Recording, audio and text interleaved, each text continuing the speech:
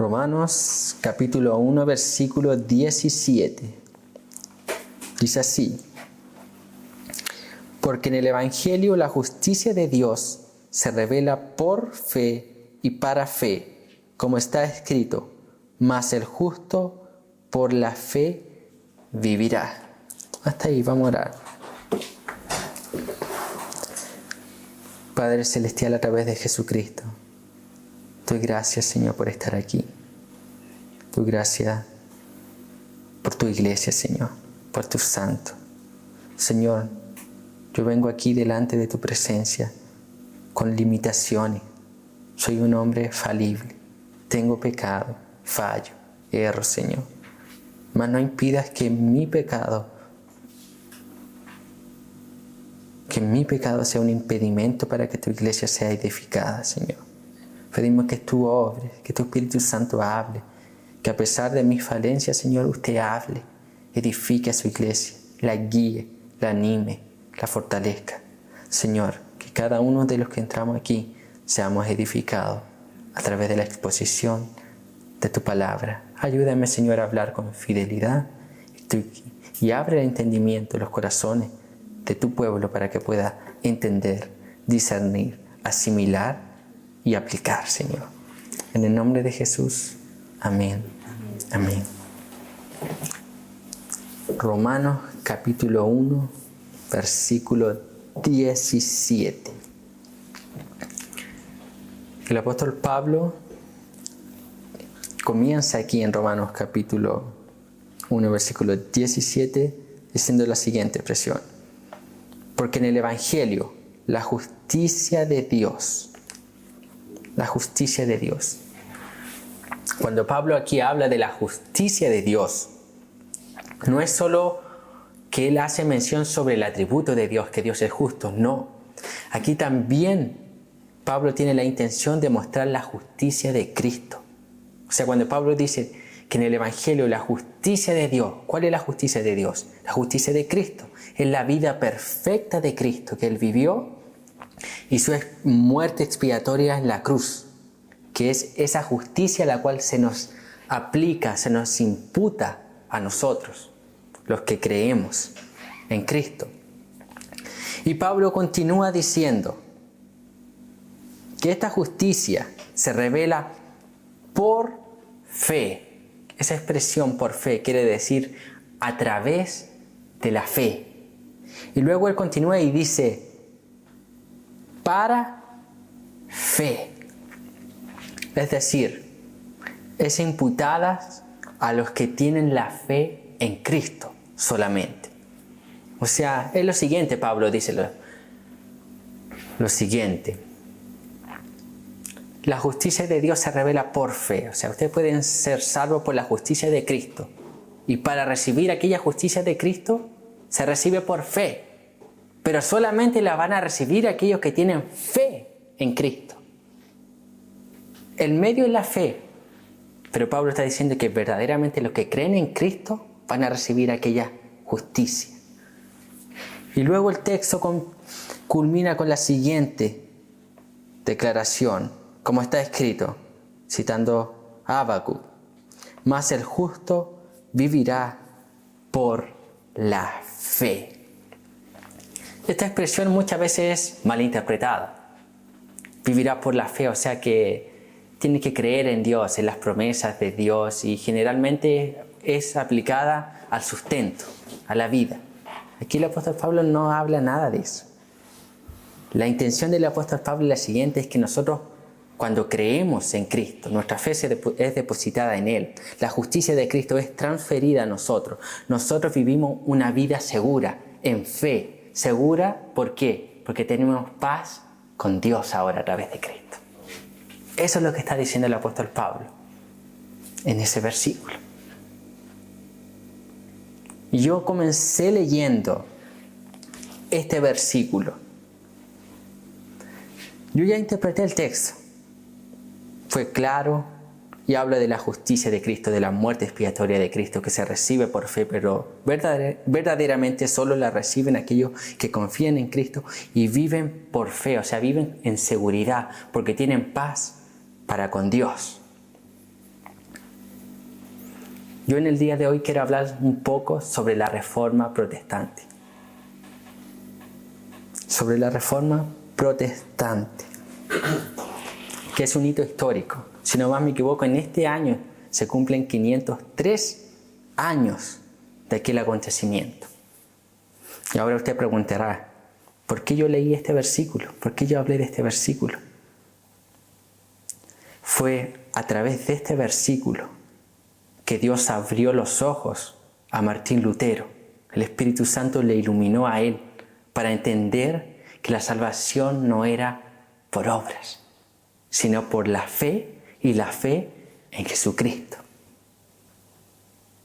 Entonces yo quiero un poco hablar en este día sobre aquel acontecimiento, la Reforma Protestante. Pero antes de iniciar un poco más o ir a la historia en sí, tenemos que entender qué es la palabra reforma. Y la palabra reforma se puede resumir de la siguiente forma, o se puede explicar de la siguiente forma. Reforma es algo que una vez tuvo forma, le dieron forma, tenía una forma correcta.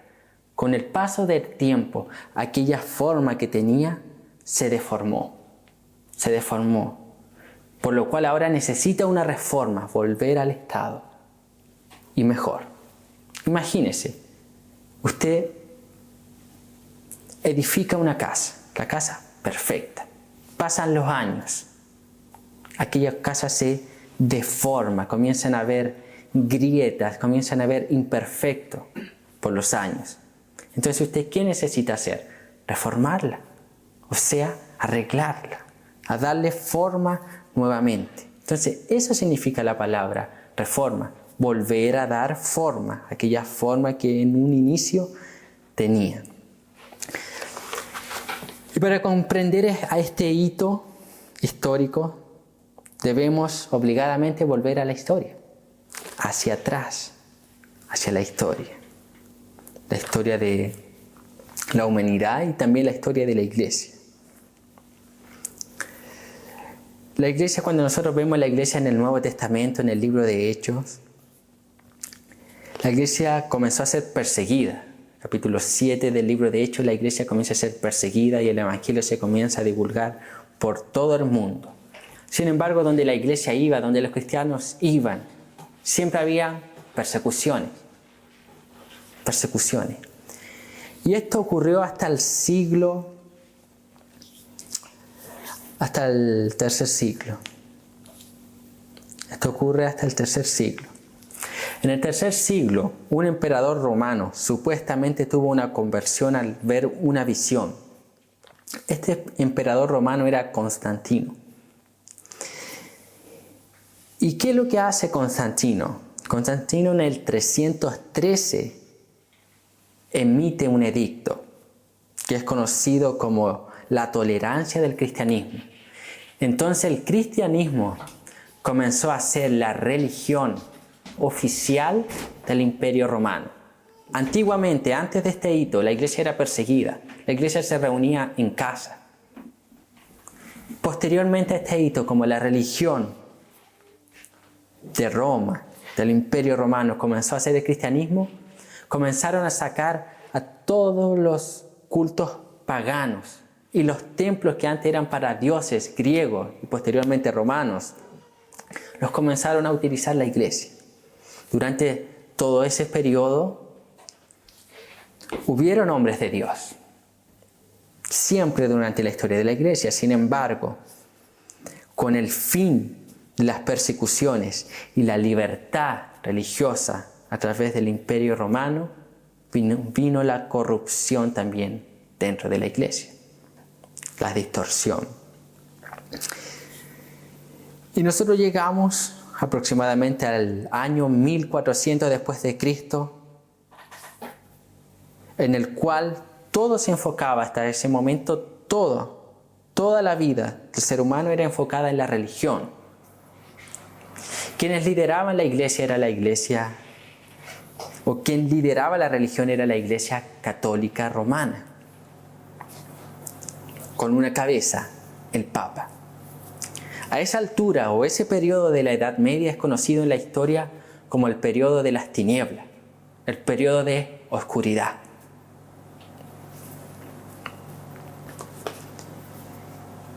Y en ese contexto, previo a la Reforma, ocurre un hito, un acontecimiento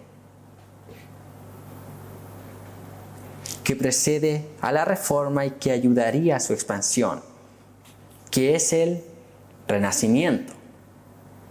El Renacimiento implica lo siguiente: el fin de la Edad Media y el inicio de la Edad Moderna. El Renacimiento se puede definir de la siguiente forma: es el despertar de Europa a un nuevo interés por la literatura, por el arte y la ciencia, el cambio de los métodos y propósitos medievales a los modernos. Entonces ahí ocurre un cambio, el Renacimiento. El Renacimiento nace en Italia, pero era un movimiento separado de la religión. Comenzó a través de laicos, no comenzó a través de los papas o líderes religiosos, sino laicos. No era abiertamente antirreligioso, pero eran escépticos, o sea, dudaban. Comenzaban a cuestionar la existencia de Dios, y más que todo que la existencia de Dios, sino que el gobierno de la Iglesia Católica Romana. Juntamente con este espíritu escéptico nace un espíritu de investigación, el deseo por el conocimiento. Y en aquel entonces los papas se comenzaron a distinguir más por su cultura que por su fe. Eso es lo que ocurre con el Renacimiento en Italia. Ahora, en otro lado de Europa, en los países como Alemania, Inglaterra y Francia, este Renacimiento era mucho más religioso, estaba más enfocado en las religiones. Entonces despierta el interés por las escrituras, despierta el interés por el griego, por el hebreo, que son los idiomas bíblicos. Y no solo eso, sino que también comenzó a despertar el interés por los fundamentos de la fe. ¿Cuál era la base de la fe cristiana? No obstante, este acontecimiento, conocido como el Renacimiento, tanto en Italia, que se va más por lo científico y secular, y en Alemania, Inglaterra y Francia, se va más por lo religioso.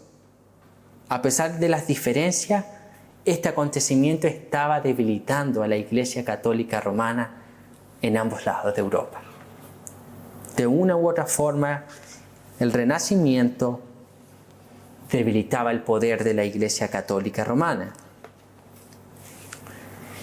Y en ese mismo tiempo ocurre otro hito importante que nosotros debemos conocer, el cual Dios utilizó, que es la invención de la imprenta.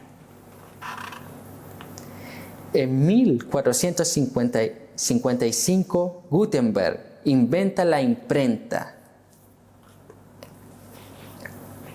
en Alemania. Entonces, con este invento de la imprenta, ahora los libros se podían imprimir mucho más rápido, porque en la Edad Media los libros eran copiados a mano.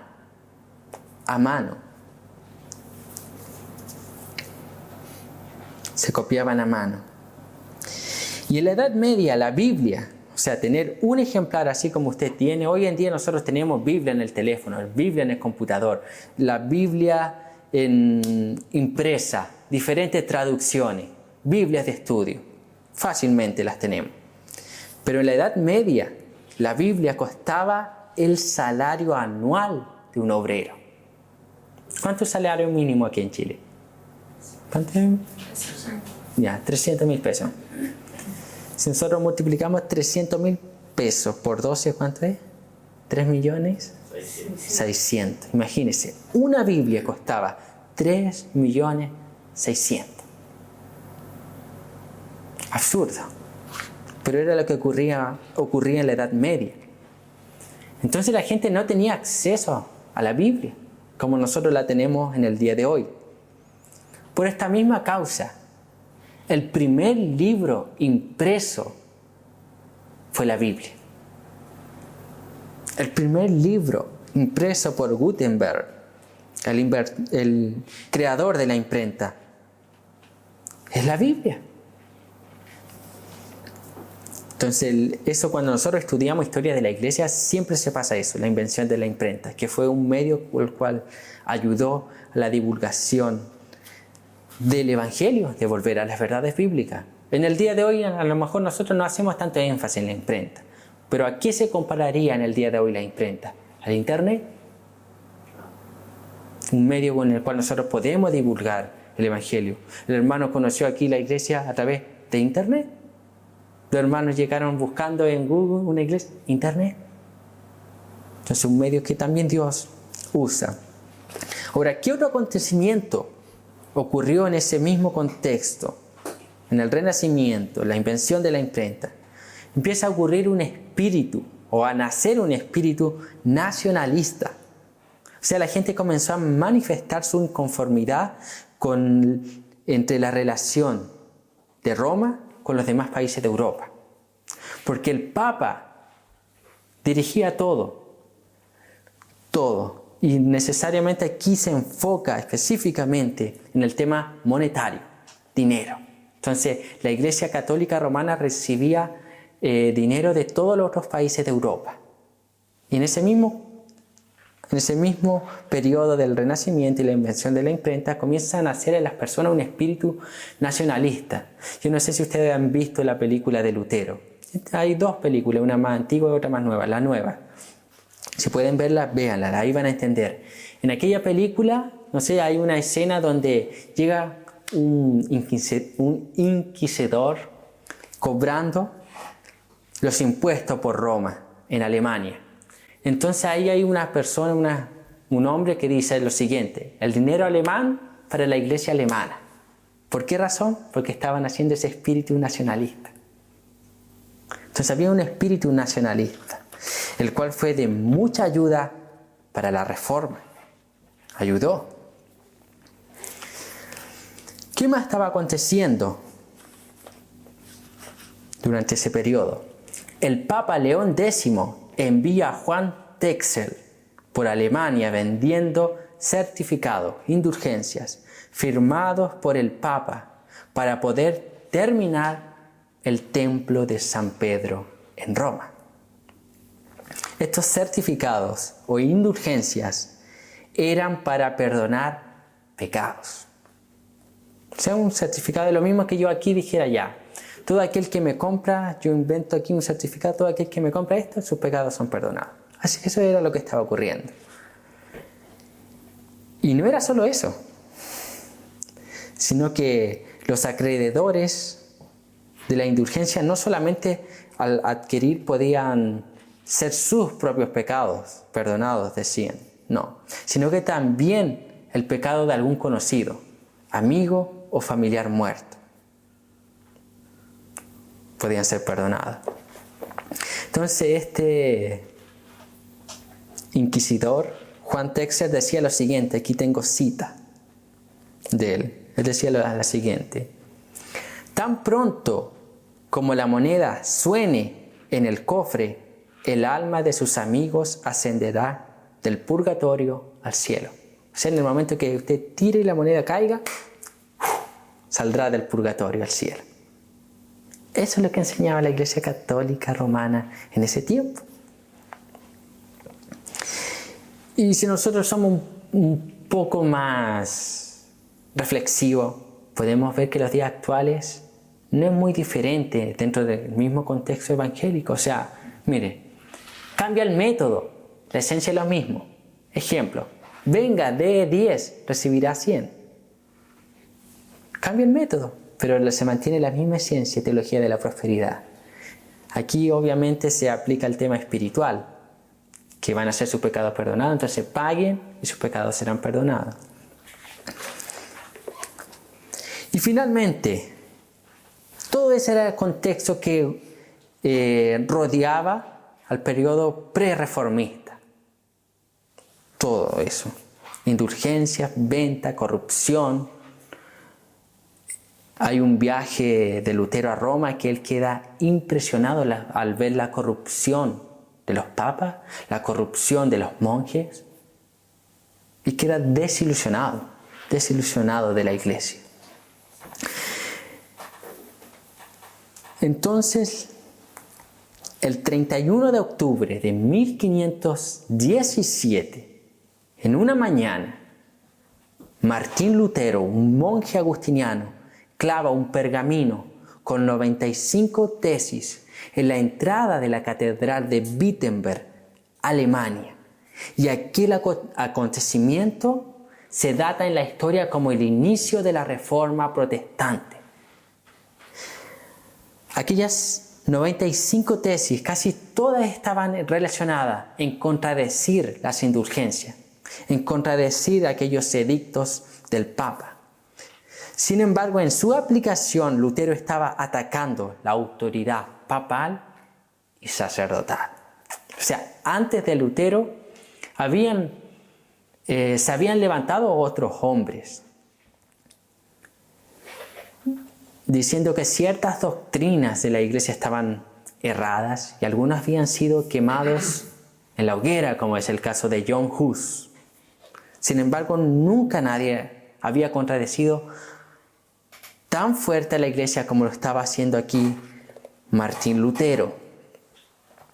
Lutero permaneció firme a pesar de la tempestad. Lutero permaneció firme a pesar de las tempestades. Él permaneció firme en sus posiciones doctrinarias, en sus prácticas. Entonces él permanece firme, convicto en las verdades. Abrazaba las doctrinas bíblicas y las prácticas que no eran respaldadas por la Biblia, él comenzó a cuestionarlas y a condenarlas. Y cuando Lutero se levanta a decir que la iglesia está mal, comienzan ciertas personas a acercársele a Lutero y calma Lutero, tranquilo Martín, tranquilo, comienza. Mas él no se quedó tranquilo. No se quedó tranquilo. Y la historia continúa. En junio de 1520, una bula, o sea, un sello del Papa León X excomulga a Lutero. O sea, Lutero es expulsado de la Iglesia Católica Romana. Y ahí la vida de Lutero comienza a correr peligro.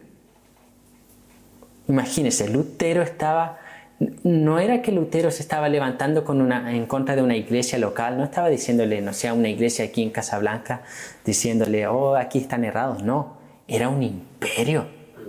Era un imperio. Entonces, la Iglesia Católica Romana, el Papa León X, comienzan a pedir a los líderes alemanes que le entreguen a Lutero. ¿Para qué? A matar. Sin embargo, ahí Lutero encontró protección por el príncipe Federico de Sajonia, el cual empatizaba con las ideas de Lutero. Obviamente no públicamente, pero Lutero ahí estaba ganando a alguien. Y ahí él le da protección. Y el 10 de diciembre de ese mismo año, 1520, Martín Lutero quema la bula de la excomunión, llamándola la bula execrable del anticristo. ¿Qué es execrable? Abominable, aborrecible, maldito, detestable, odioso, repugnante. Y Lutero trata del anticristo ¿a quién? Al Papa. Imagínense lo que Lutero estaba haciendo. Entonces ahí él quema aquella bula y quema otros libros de la Iglesia Católica Romana que no eran armoniosos con la Biblia. Este acto de renuncia, este acto fue la renuncia final de Lutero a la Iglesia Católica Romana. Después de este acto, Lutero Por ejemplo, cuando Lutero comienza todo esto, Lutero nunca pensó dividirse, separarse de la Iglesia Católica Romana, nunca. Pero después que ya lo excomulgan y le dan esta bula, este sello del Papa, el cual les dicen: Lutero, hasta aquí. Ya no perteneces a la Iglesia. Y quemando aquella bula, llamando al Papa de anticristo, dicen aquí los historiadores que esto ya sella aquello. Y finalmente ya Lutero se rinde. Lutero ya no se preocupa de reformar la Iglesia. Y aquí vemos el plan de Dios. Dios sigue operando.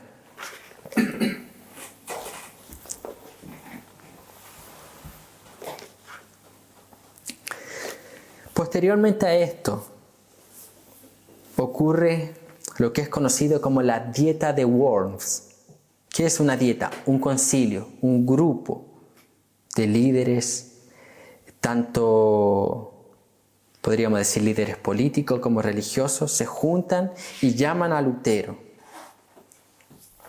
Alemania estaba siendo gobernada por Carlos V. Carlos V promete un salvoconducto a Lutero, o sea, protección, si éste asistía a la dieta. Bajo ese contexto, Lutero decide asistir a este concilio. Y en la dieta le preguntan a Lutero si quiere retractarse de las declaraciones de sus libros. Él responde que no podía retractarse de nada, excepto de lo que desaprobara la Escritura y la razón. O sea, Lutero estaba convicto. Lutero, no sé si vean aquella película de Lutero. Hay en una ocasión el príncipe Federico habla con un sirviente y le dicen si a Lutero se le podía persuadir de dejar aquella idea. Y ahí entiende o dicen: es terco como una mula. O sea, estaba convicto, nada lo iba a mover. Y al final de esta dieta, Lutero termina diciendo la siguiente frase: aquí estoy, no puedo hacer otra cosa, que Dios me ayude. Amén. Entonces Martín Lutero no renuncia a su fe, no renuncia a sus convicciones. Posteriormente, cuando ya vieron que Lutero no daba pies atrás, y Lutero ya había revolucionado Europa, ya había escrito la Biblia, ya se había comenzado a divulgar los folletos, los tratados de Lutero por toda Europa, entonces ya estaba moviendo e influenciando masas, países enteros. Entonces a algunas personas no les convenía, entonces no les agradaba lo que estaba ocurriendo. Y deciden matar a Lutero. No obstante, cuando Lutero viajaba de vuelta a su casa, nuevamente el príncipe Federico de Sajonia envía a sus soldados a que le tomen durante el camino y le guarden en el castillo de Wittenberg. Entonces Lutero pasa un tiempo escondido en un castillo. Durante ese encierro, Martín Lutero traduce al alemán el Nuevo Testamento en 1521. Varios años después él culmina su obra con el Antiguo Testamento, pero aquí ya da un inicio. Sigue trabajando, sigue convicto de sus verdades. Al salir del castillo, Lutero toma el liderazgo de la Reforma y comienza a liderar a la iglesia ya con vista de reforma. O sea, ya estaba desligado de la Iglesia Católica, ya comenzaba a liderar una iglesia reformada. Y más específicamente la iglesia que en los días actuales se conoce como la iglesia luterana. Y aquí yo anoté otro acontecimiento que es muy importante que nosotros sepamos. Que en ese mismo tiempo ocurrió una división en Alemania. En el sur de Alemania siguieron a Roma. En el norte empatizaban más con la Reforma, siguen a Lutero. Y en 1529 se celebró una dieta, o sea, otro concilio en Spira, Alemania, para reconciliar a ambos lados y así reconciliar Alemania. Sin embargo, en aquella dieta o en aquel concilio se prohíben las enseñanzas de Lutero o del luteranismo en los estados que no dominaban. Y en los estados que eran luteranos se requirió que los católicos pudieran ejercer libremente su religión. O sea, injusto. O sea, donde lideraban los luteranos, los católicos podían dirigir libremente, o sea, expresar libremente su religión. Sin embargo, donde dominaba la Iglesia Católica, los reformados no podían manifestar su religión o su fe. Entonces era una ley totalmente injusta. Y es por esa causa que los príncipes luteranos hicieron una protesta formal en contra de esta ley injusta. Y de ese tiempo se les conoció como protestantes y su doctrina como la religión protestante. ¿Por qué se le conoce? O el 31 de octubre se juntan varias iglesias o religiones el Día de los Protestantes. ¿Por qué razón? Por este acontecimiento. Porque la iglesia luterana comenzó a protestar por aquella ley injusta que les impedía expresar su fe en los lugares donde Roma gobernaba, la Iglesia Católica Romana. Entonces, por eso que nace el nombre protestante. Y generalmente está bien aplicado, pero cuando uno comienza a ser más específicamente, nosotros no seríamos protestantes, porque quienes protestaron eran luteranos, no eran los reformados. Entonces, una cosa que es importante entender. Y yo voy a parar ahí con el tema histórico, porque luego surge la Reforma a través de Lutero y con los luteranos luego se comienza a expandir. Se expande por toda Europa, comienza a llegar a Suiza, comienza a llegar a Francia, Países Bajos e Inglaterra. Comienzan a levantarse hombres como Ulrico Zwinglio, Juan Calvino, John Knox en Escocia. Y en ese mismo tiempo también nace la Iglesia Anglicana, que no es específicamente basada en los principios de la Reforma, pero nace en ese mismo periodo. Y entonces la Reforma comienza a expandirse y comienza a influenciar el mundo entero. Y hoy nosotros estamos aquí reunidos, abriendo la Biblia, podemos interpretar la Biblia, tener material bíblico, podemos oír una predicación, podemos ser edificados. ¿Por qué? Por aquel hito que Dios utilizó en la historia. O sea, aquel hito, la Reforma, aquel acontecimiento hasta los días de hoy produce frutos. Nosotros estamos aquí, podemos expresar nuestra religión libremente. Porque un hombre llamado Martín Lutero arriesgó su vida por causa de la fe que nosotros hoy día profesamos. No es menor, mi hermano, no es menor. Y la Reforma dejó lo siguiente, o sea, yo aquí estoy haciendo un resumen muy difícil, son años, cientos de años. Pero la Reforma dejó algunas doctrinas destacables, muy destacables, que son conocidas como las 5 solas. Las 5 solas. O sea, uno de los postulados, el primer postulado de estas 5 solas, de nuestros hermanos reformados, de Lutero, Calvino, Zwinglio, John Knox, era el siguiente: sola escritura. ¿Qué quiere decir eso? Solo por medio de las escrituras, una expresión latina. ¿Qué quiere decir? La palabra de Dios es la Biblia. La única regla de fe y de conducta es autoritativa, suficiente, inerrante, clara y necesaria. que era opuesto a la Iglesia Católica Romana. ¿Por qué razón? Porque la Iglesia Católica Romana pone en primer lugar la tradición y el Papa sobre la Biblia. Aquí los reformados dicen solo Escritura, la Biblia primeramente. Ella es nuestra regla de fe, ella es nuestra guía. Y aquí ellos dan algunas citas bíblicas. Yo voy a ver una. 2 de Timoteo 3:16.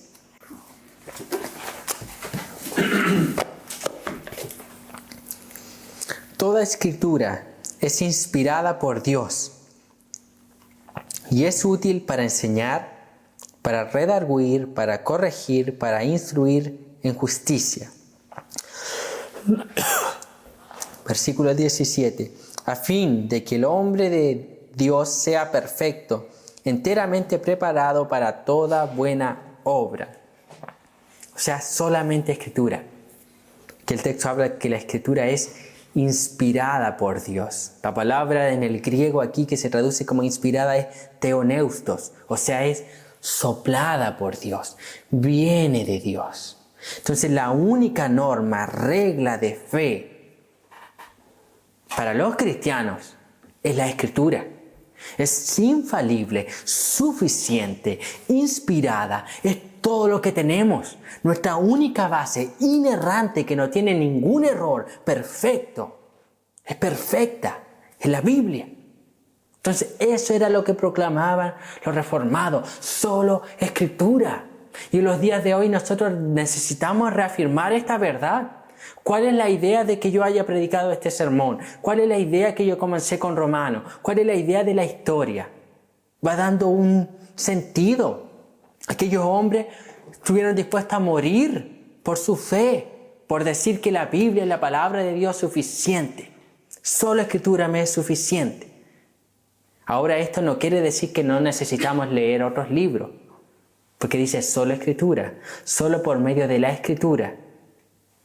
Y hay otra expresión griega que sería nula escritura, que eso sería que solamente la escritura y no necesitamos de otros libros. O sea, necesitamos obviamente, por eso que tenemos Biblias de estudio, necesitamos obviamente de otros libros, pero nuestra única norma de fe, infalible, suficiente, la cual nos dirige, nos guía, es la Biblia, mi hermano. Y nosotros necesitamos afirmar esas verdades bíblicas con convicción, como los reformados lo hacían, como Lutero. Solo la escritura, solo la Biblia. Cuando alguien venga a decir, no, que esto está errado, que aquí o que esto acá, veamos qué dice la Biblia. Veamos qué dice la Biblia. Es la única que es inerrante, es infalible, suficiente. Y luego el segundo postulado es sola fide. Solo por la fe Dios salva. La justificación solo por la fe en Cristo. Vamos a abrir en Efesios, capítulo 2.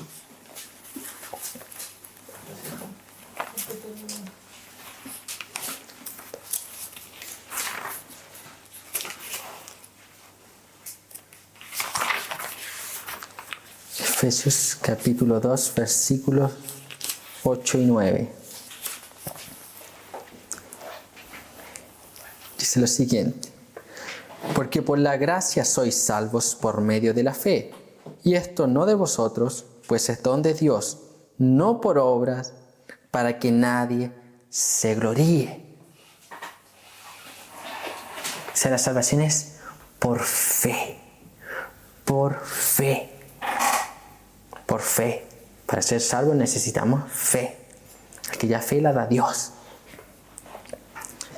Tercer postulado es sola gratia o solo gracia. La salvación es solo por la gracia de Dios mediante la fe. Efesios 2:8.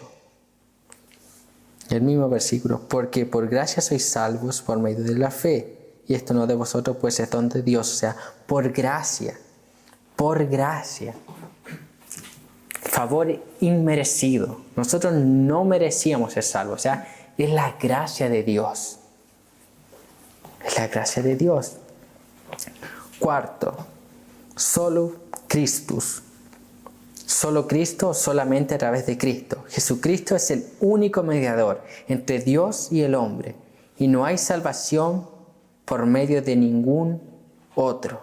Hechos capítulo 4, versículo 12.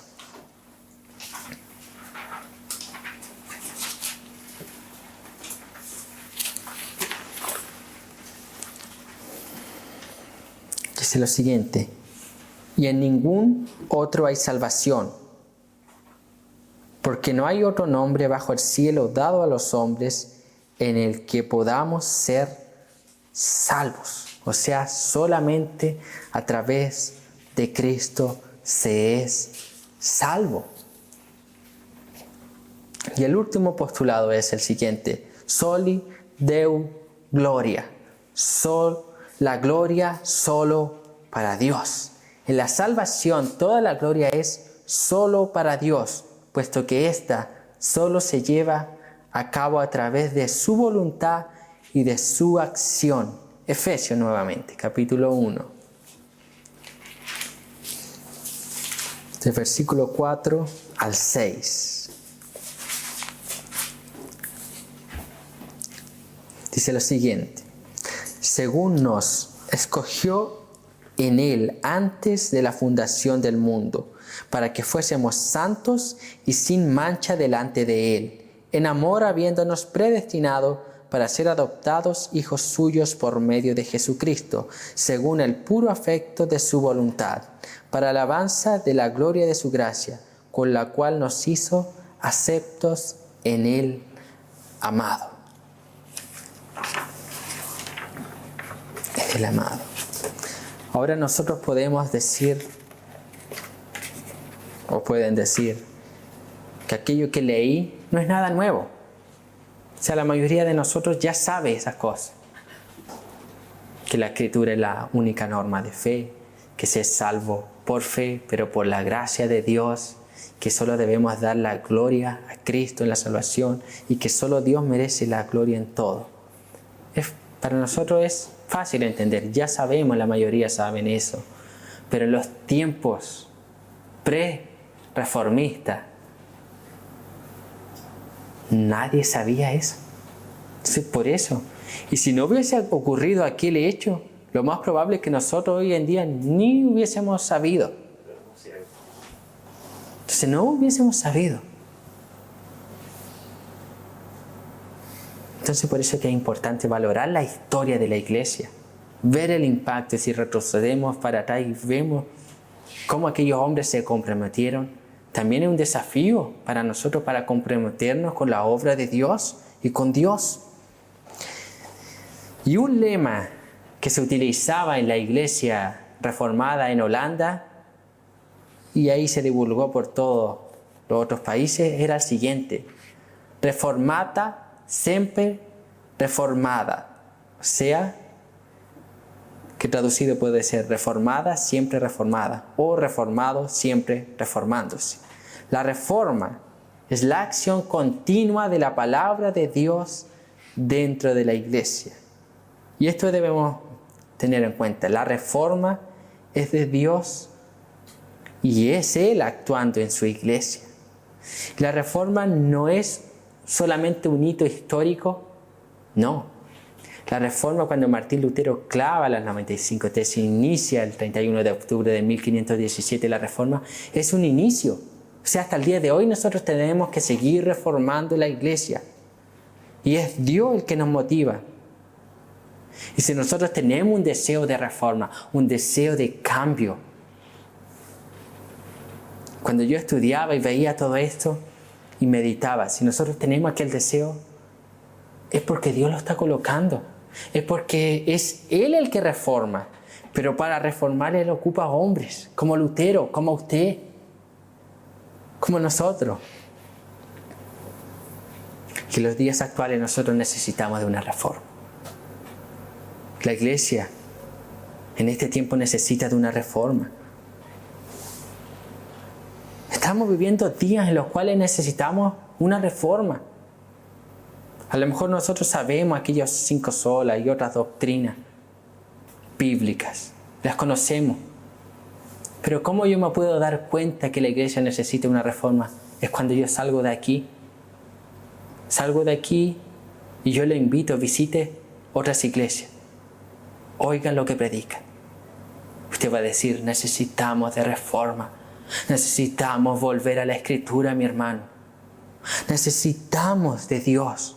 Debemos obedecer a Dios y comprometernos en ayudar a reformar su iglesia, mi hermano.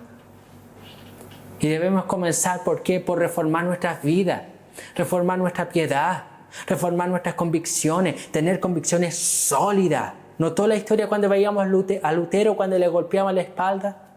Lutero, renuncia a tu fe. Lutero, si vas por ahí vas a morir. Lutero, ven mejor por acá. O sea, un plan B. Ven Lutero, vas derecho, ven Lutero. Haz a un lado y luego puedes seguir. Dios dice no.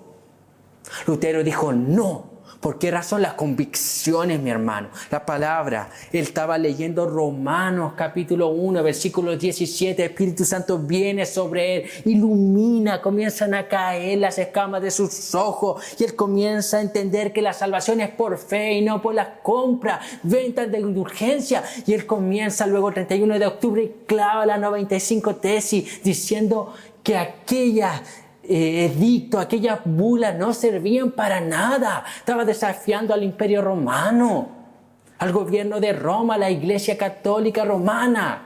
¿Cuál era la motivación de Lutero? Aquellas verdades habían traspasado su corazón. Lutero halló paz. Lutero fue salvo. Lutero fue convicto, mi hermano.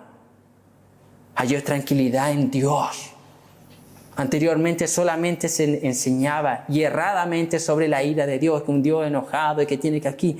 Y luego aquí Lutero entiende que es por gracia, mi hermano. Y es lo que nosotros entendemos. ¿Por qué lo entendemos fácilmente? Porque un hombre estuvo dispuesto a dar su vida. Entonces nosotros necesitamos, mi hermano, volver a la Escritura. Volver a afirmar estas verdades bíblicas con la fuerza. Con osadía, con valentía. No importa lo que los demás digan de nosotros, son nuestras convicciones claras, bíblicas. Tenemos la única norma de fe infalible, la palabra de Dios suficiente, mi hermano. Tenemos todo. Dios nos ha dado 2 rodillas suficientes para doblegarnos y comenzar a orar. La historia relata que Lutero, antes de decir no me revoco, él pasó una madrugada entera orando y ayunando a Dios. Luego él se para y dice, no revoco, no doy pies atrás, no renuncio a mi fe, no renuncio a mis convicciones, no renuncio a Dios. Tenemos todo lo suficiente, mi hermano. La Biblia dice el velo fue rasgado para entrar en la presencia de Dios, entrar ahí. Conocer a Dios, la palabra, orando, buscando, mi hermano, deseo, pasión por Dios. Eso va a ser lo único que nos va a mantener en pie para no echar mano de nuestra fe, para no renunciar a nuestra fe. Mi hermano, la iglesia necesita de una reforma urgente, mi hermano. Nosotros necesitamos de una reforma. Y esta expresión, lo que dice la iglesia reformada, reformados, siempre reformándose, nosotros todavía necesitamos y debemos seguir. Y yo veo que aquí Dios está poniendo aquel espíritu, el mismo que fue donde Lutero.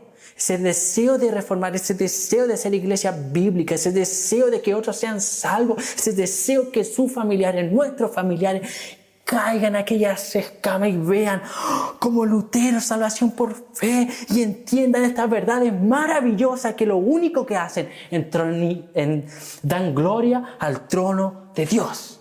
Dan gloria a ese Dios santo, perfecto, justo. Y nosotros nos rendimos, caemos en tierra y decimos, gloria a Dios. Dios es perfecto. Salvación es solo por gracia, por la fe en Cristo. Y la gloria es de Él, porque de Él, por Él y para Él son todas las cosas, dice el apóstol Pablo. A Él sea la gloria por todos los siglos de los siglos. Y Pablo está hablando ahí de salvación. Pablo viene escribiendo de la salvación, Romanos capítulo 11, y al final, cuando él comienza a entender este plan, cuando comienza a entender ese propósito de Cristo en la cruz, al igual que Lutero, de todo lo que él había hecho, y caen las escamas. Pablo dice, oh profundidad de la riqueza, de la sabiduría de Dios y de la ciencia, cuán insondables son sus juicios, inescrutables sus caminos, porque ¿quién conoció a Dios? ¿O quién fue su consejero? ¿O quién le dio a él primero para que luego le fuese recompensado? Y él dice, porque de él, por él y para él son todas las cosas. A él sea la gloria por todos los siglos de los siglos, mi hermano. A eso apunta la predicación de hoy. Yo quiero invitarle en el día de hoy, vamos a reformar la iglesia. Vamos a trabajar comprometidos en la obra de Dios. Vamos. Hubieron hombres que dieron su vida. Demos nuestra vida nosotros también. A lo mejor no está en riesgo nuestra vida física, pero comprometámonos 100%. Avancemos esta reforma. La reforma no terminó, la reforma continúa. Usted también es parte de la historia. El libro de Hechos, capítulo 11, habla de los héroes de la fe. Aquella parte no fue cerrada. Usted también puede estar ahí como un héroe de la fe. Alguien que no renunció a sus convicciones, alguien que fue más allá. Alguien que sirvió a Dios completamente. Cuando usted pase de aquí, de esta tierra, que la gente pueda decir, yo creo en Dios. ¿Por qué? Porque hubo un hombre de Dios llamado Juan Elías, que oraba a Dios. Hubo un hombre de convicción, de fe, llamado Ignacio, que seguía a Dios. Y así, eso es lo que produce una reforma. Una iglesia que ama a Dios. Una iglesia que quiere servir a Dios. Una iglesia que no es conformista, que quiere más de Dios, quiere conocerle, quiere cumplir su palabra. Pide todos los días que su Espíritu Santo nos ayude en este proceso de santificación, mi hermano. Volvamos a reformar las iglesias, volvamos a la Escritura, volvamos a creer en la salvación verdaderamente por fe y que toda la gloria se la lleva a Él y que Dios puede transformar a cualquier persona al que nosotros digamos, no, ese no tiene oportunidad, ese ya está perdido, ese no tiene vuelta atrás. Dios sí lo puede transformar, Dios sí lo puede salvar. Porque de Él es la gloria, de Él el poder y de Él es la gracia. Hermano, yo le invito en este momento a que incline su cabeza y comience a orar. Orar.